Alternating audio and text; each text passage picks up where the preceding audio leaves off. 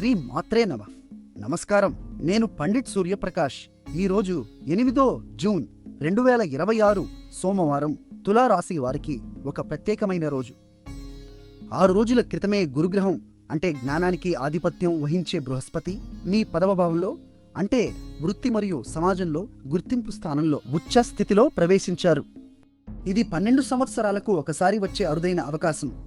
మీ కెరీర్లో ప్రమోషన్, గుర్తింపు, పై అధికారుల అనుగ్రహం వంటి శుభ ఫలితాలు రాబోతున్నాయి. కానీ ఈరోజు ఒక జాగ్రత్త కూడా అవసరం. చంద్రుడు మీ 5వ భావంలో అంటే బుద్ధి మరియు భావోద్వేగాల స్థానంలో రాహువుతో కలిసి ఉన్నారు. ఈ కలయిక మిమ్మల్ని అతిగా ఆలోచించేలా చేయవచ్చు. ముఖ్యమైన నిర్ణయాలు తొందరపడి తీసుకోకండి. నేటి నక్షత్రం పూర్వభద్ర. ఇది ఆధ్యాత్మిక పరివర్తనకు ప్రతీక. గురుగ్రహ ఆధిపత్యంలోని ఈ నక్షత్రం మీ వృత్తి ఉన్నతికి అదనపు బలాన్ని ఇస్తుంది.